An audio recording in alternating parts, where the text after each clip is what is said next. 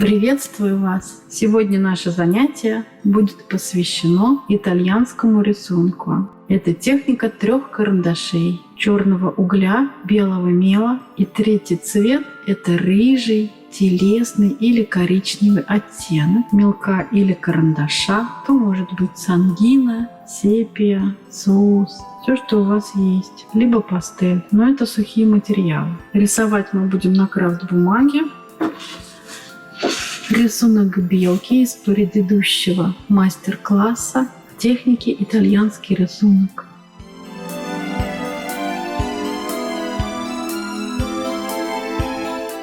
Также мы с вами нарисовали большую синицу.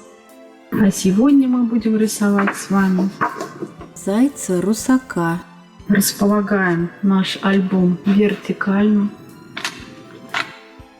Значит, как я уже говорила в вводном занятии, нам понадобится сегодня клячка, какой-то поролончик для затирки, белый карандаш или мел, то у вас есть, карандаш уголь черный, сангина. Также это будет мелок, черный уголь и наша сангина. Вот 3 цвета, но 2 инструмента получается. Это мелок и, собственно, карандаш. По композиции в расположении на листе у нас с вами тоже было занятие. Сейчас мы берем черный уголь, карандаш и намечаем основной рисунок. Определяемся, где у нас будет находиться зайчик. Конечно, в крае листа мы не будем рисовать, потому что при оформлении работы вам это может помешать. Закрыть, например, часть ушек. Вот здесь у нас где-то зайчик будет располагаться. Пропорции зайца нужно определять так: длина ушей, головы, сколько голова раз помещается в теле зайца. Где-то 2,5 раза.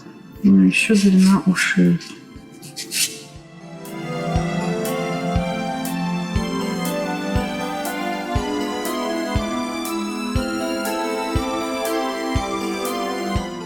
Вспомогательные линии мы с вами можем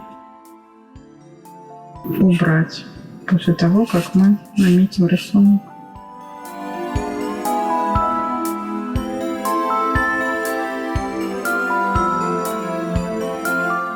Грудная клетка у зайца очень широкая, так как им надо бегать на большие расстояния и очень быстро убегать от хищника.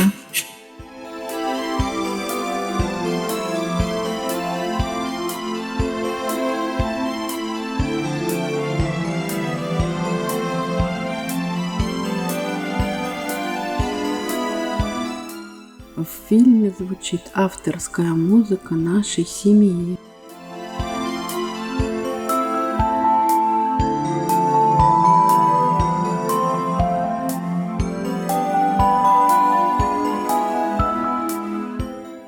Видите, я сначала наметила основную массу зайца.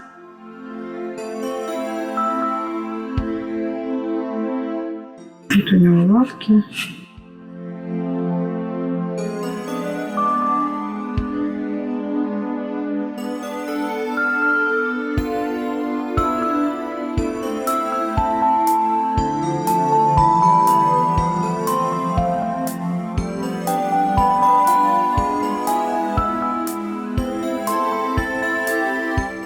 У некоторых видов зайцев очень длинные уши.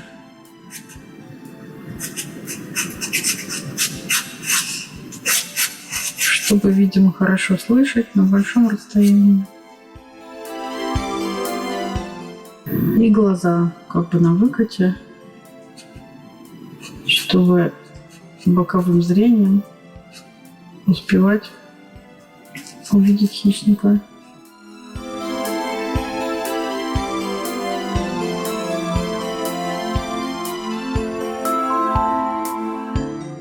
Как затачивать карандаши, я вам рассказывала на вводном занятии. Но вы, конечно, можете использовать и точилку. Есть специальные точилки для мягких, таких вот толстеньких карандашей. Карандаши все разные сечения имеют. Вот если вы сравните вот эти 3 карандаша, Дервент, Карандаш и Канте Пари, они все имеют, во-первых, разные сечения. Круглые они катаются по столу. Зато вот такие вот граненые очень хорошо лежат на столе, никуда не скатываются. И, естественно, не сломается грифель внутри этого карандаша. Если же сравнить вот эти 2 карандаша, то Канте Пари, он намного толще, и ему нужна специальная точилка.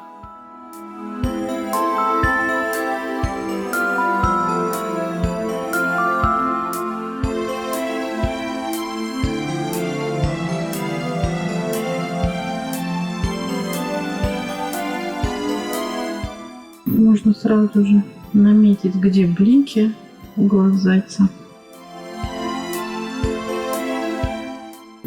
Теперь возьмем клячку, сотрем все лишние линии.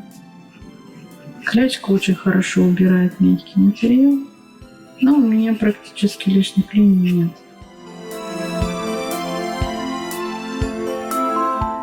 Если бы мы с вами зарисовывали и весь фон, то, возможно, и стирать ничего не надо было.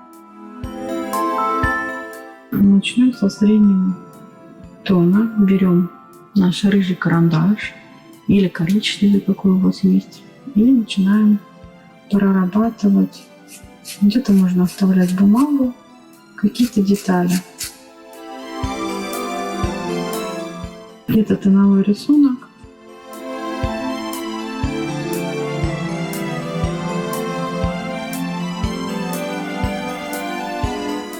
Зайчик этот уже начал менять окраску, но он еще не совсем весь белый.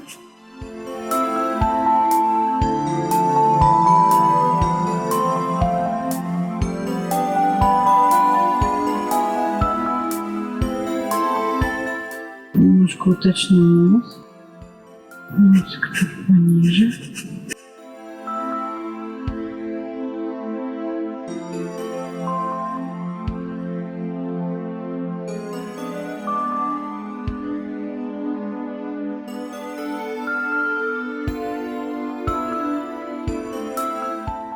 Не забываем о том, что мы рисуем не только пятном, но и линией, и штрихами. Где-то вы применяете штрих, потому что если вы обведете все одной толщиной линии, у вас рисунок будет, ну, как будто приклеили его. Такое вот ощущение будет создаваться.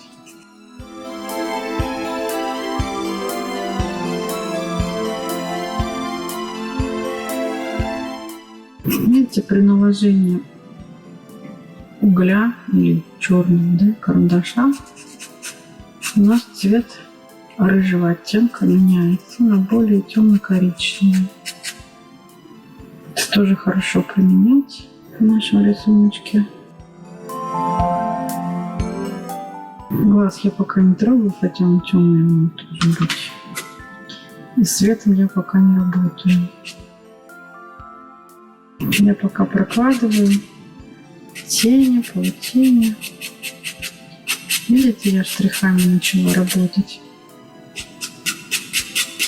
Чуть-чуть прикасаюсь к бумаге.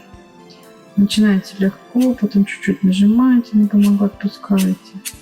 И получаются такие легкие штрихи, воздушные.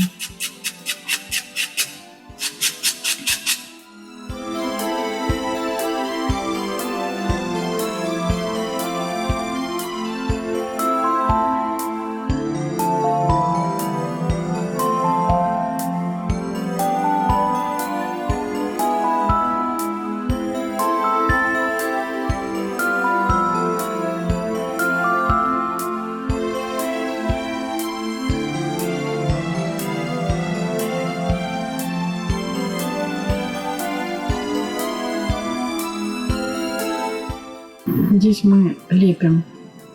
Немного нужно, конечно, знать прилепки формы, анатомию. Есть специальные книги анатомия для художников, в том числе и анатомия животных. Ведь у каждого животного строение черепа свое. Наша матушка Земля придумала очень разнообразные живые формы организма.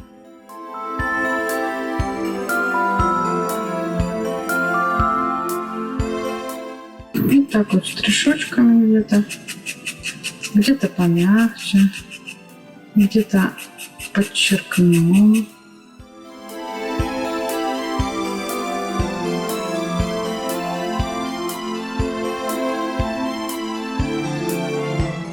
Чтобы вот лапка передняя вышла у нас вперед,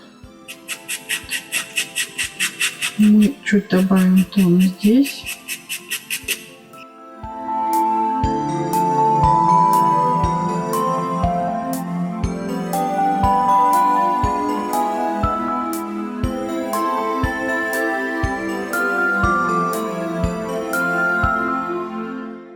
Под разным углом держим наш карандашик.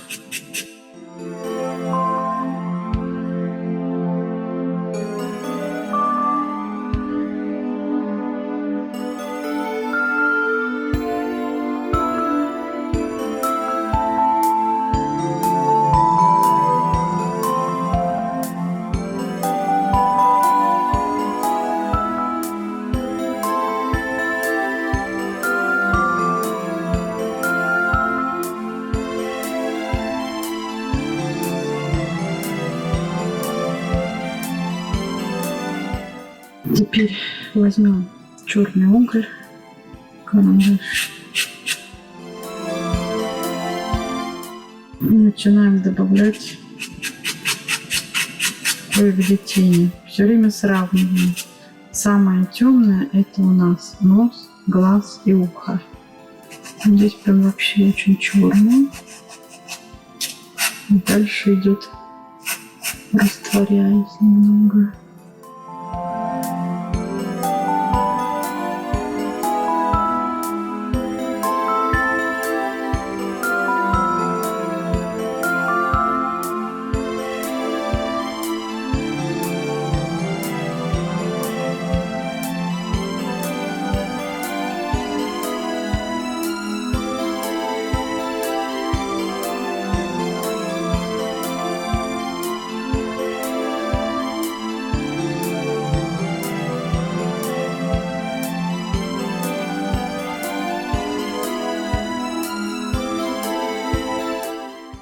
Чтобы вот эта лапка вышла на передний план, мы чуть добавляем здесь тон.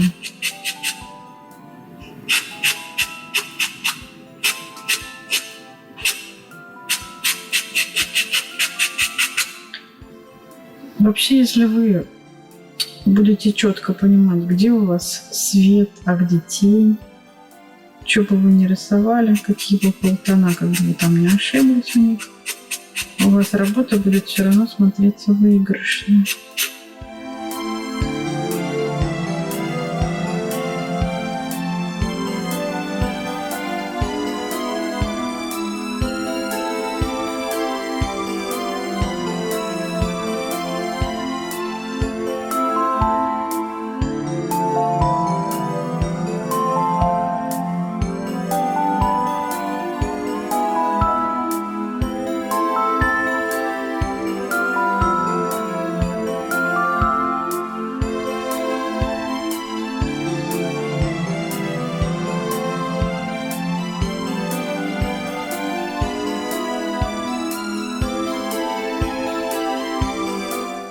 Мы рисуем на 4 формате, поэтому все вот эти вот мелкие подробности, они у нас не съедают массу времени.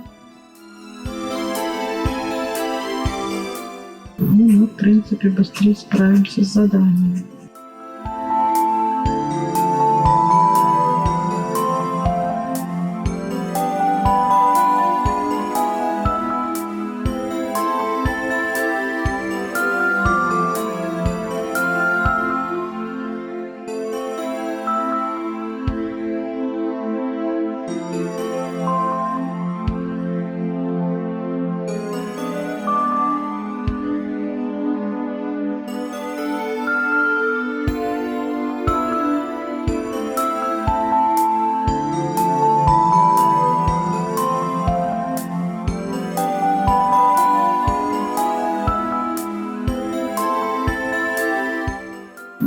такой лепкой формы занимаемся мы с вами почти большую часть времени.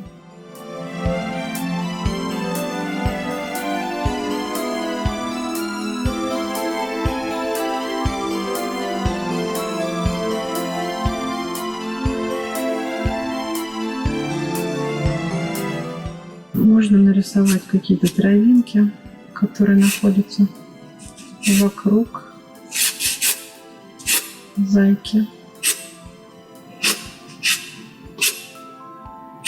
Для того, чтобы рисунок стал более живым.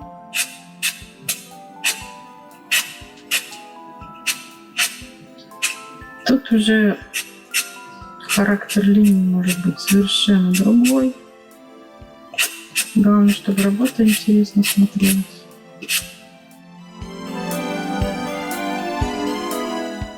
От линии, конечно, очень Немного. тоже зависит. У каждого художника свой характер и своя линия. Где-то там веточка проходит.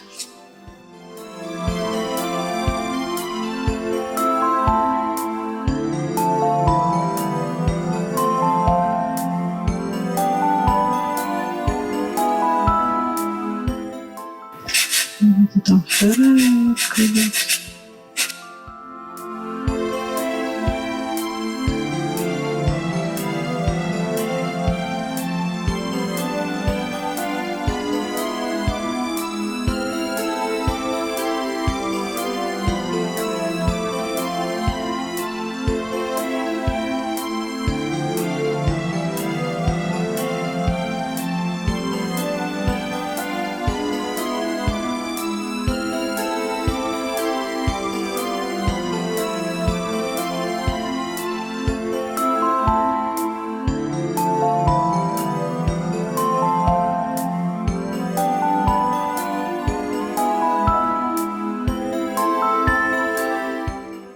Сейчас приступим к прорисовке черт морды нашего зайца.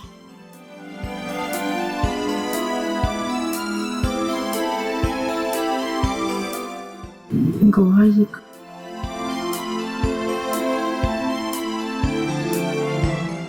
Мне кажется, это зайчиха.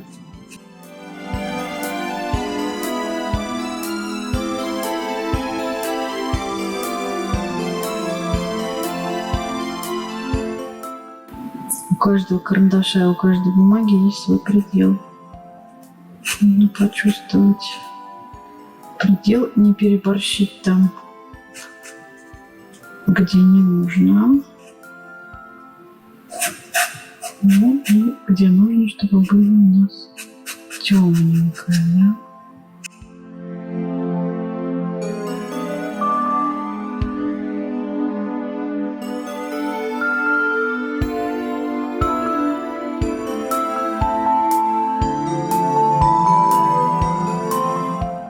Усы нашего зайки.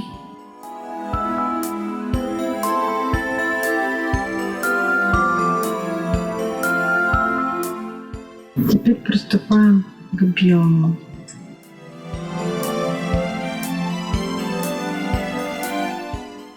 И какие-то моменты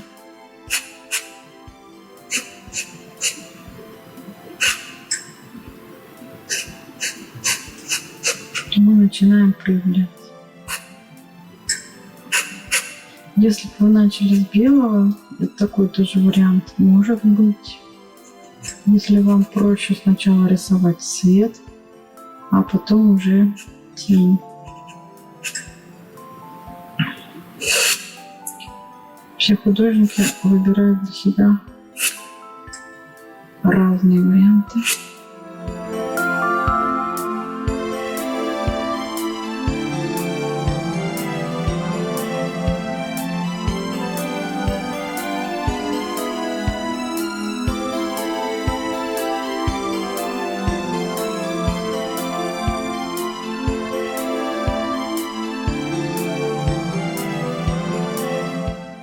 Где-то у нас идет белая линия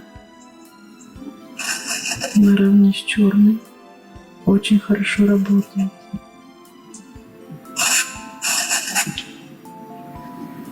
Где-то идет штрих, где-то можно сделать растушевку.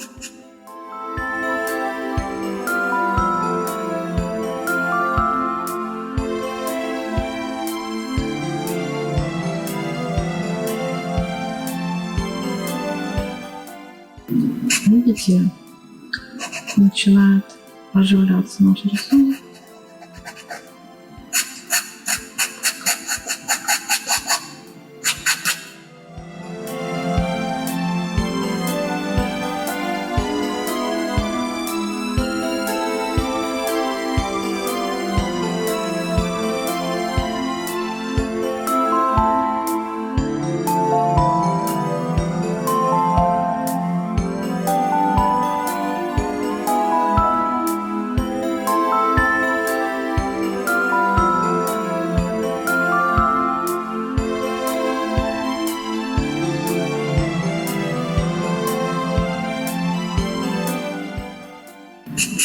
Свет на лопатке,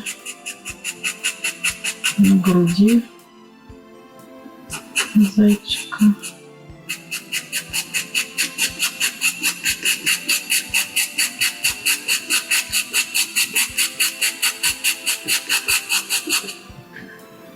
Можно было взять просто мелок.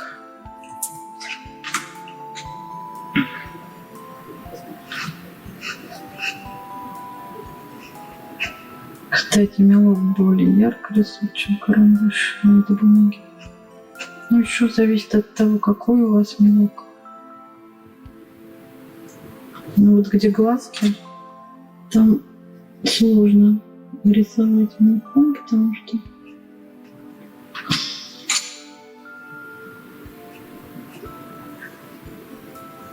можно немного переборщить и вообще испортить работу.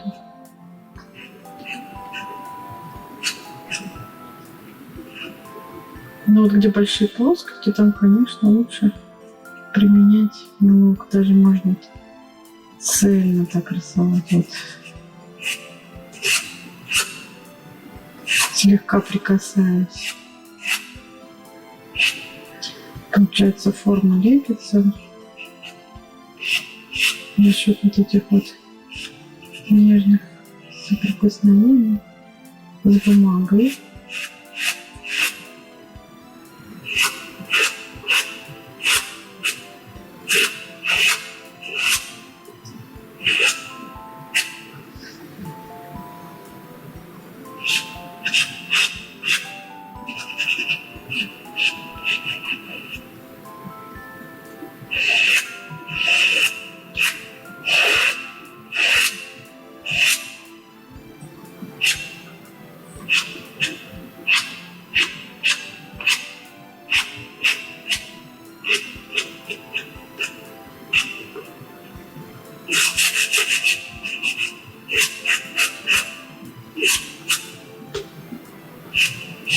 Видите, зайка был у нас серенький, становится уже беленький.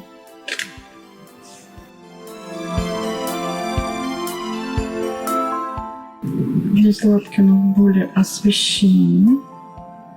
Это часть лапки. Это. И, наверное, здесь свет падает еще. И вот это вот место на груди.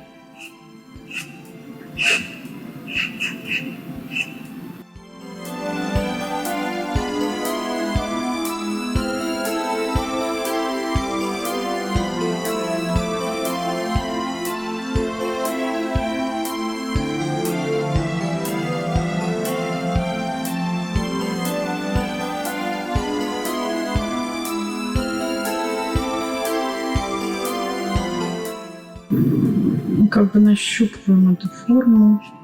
Не забываем, что есть где-то рефлексы, где-то основной цвет.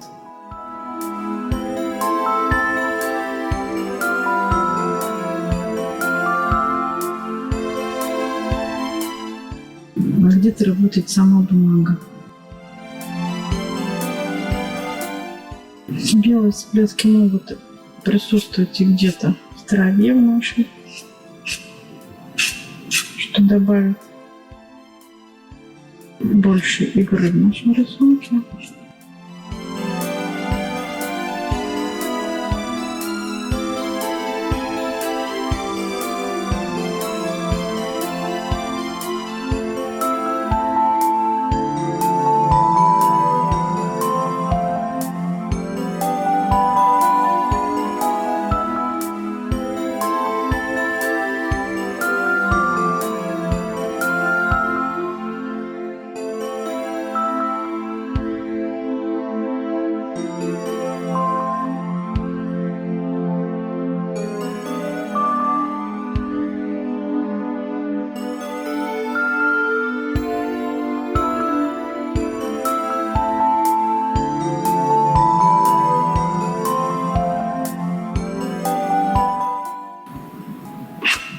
Вообще сам цвет бумаги нам помогает. Обычно, когда рисуешь на белом листе бумаги,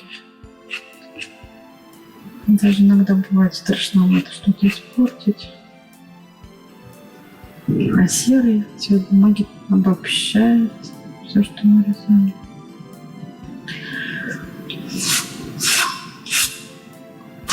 Можно вообще дальний план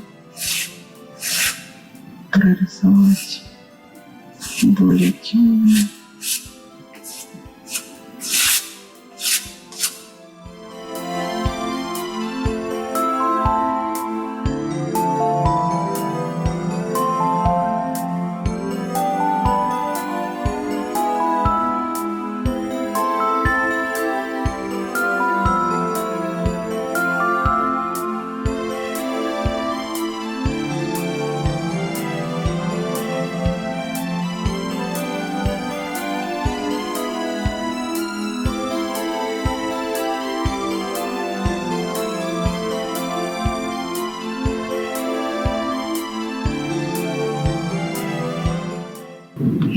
Имитация травинок, которые лежат у нас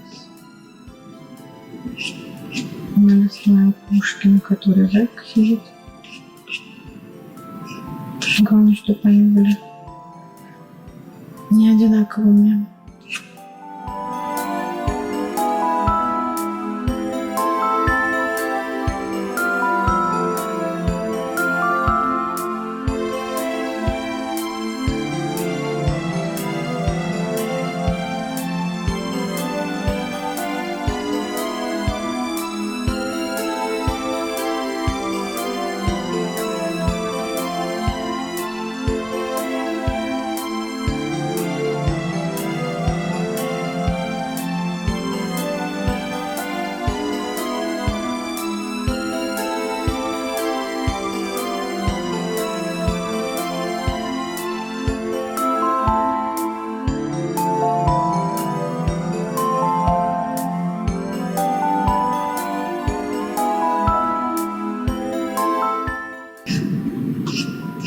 Я решил добавить вот здесь вот, чтобы заяц наш немного поприсел.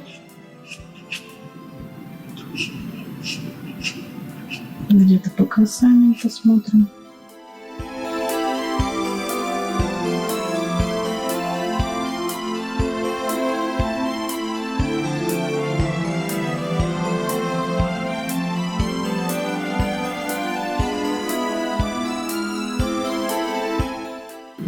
Ну вот, в принципе, заяц наш практически готов.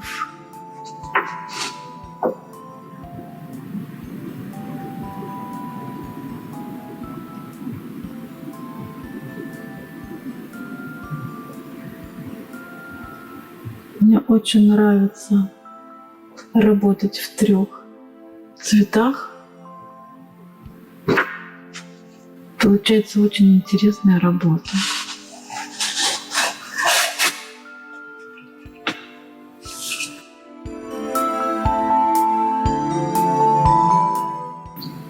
Часть лапок у нас наиболее освещена. должна выйти на передний план. Свет падает сверху, и эта часть лапок выходит на передний план. Здесь из травы торчат задние лапки. Вот выступают из травы задние лапки. Но они менее светлые.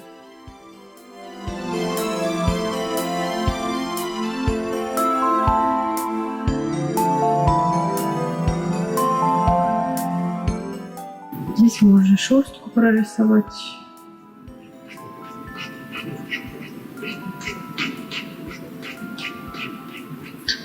Можно штришочками.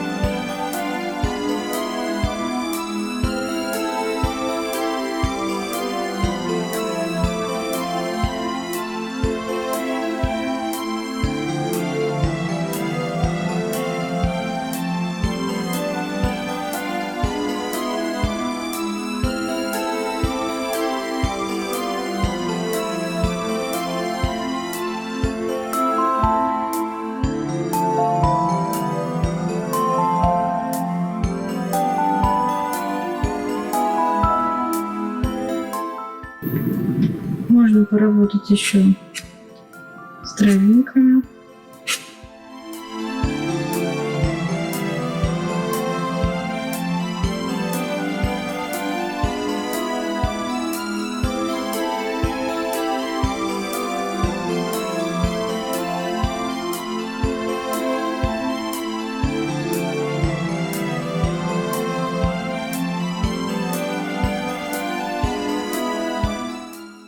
Посмотреть по касанию. Касания везде различные. Где-то можно оставить тон нашей бумаги,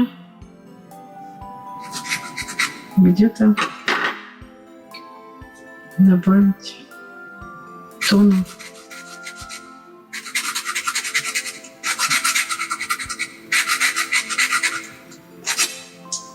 Именно не фон мы рисуем, а касание по форме нашего зайки.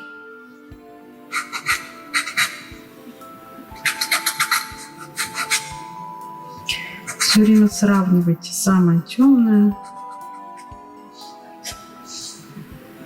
самое светлое.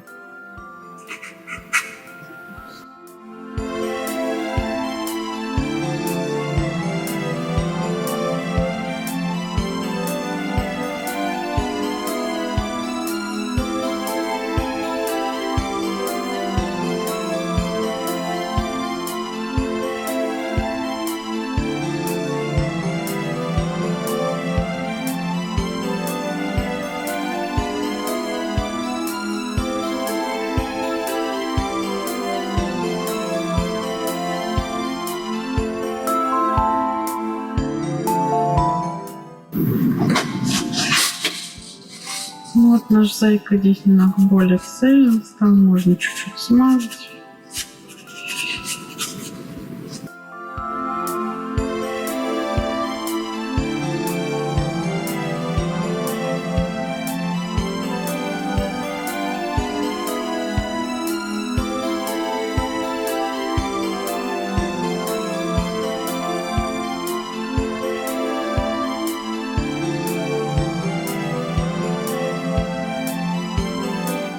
Видите, эти лапки на передний план у нас вышли. Вот такой зайка у нас получился. Вот и прошло наше третье занятие — рисование в стиле итальянский рисунок.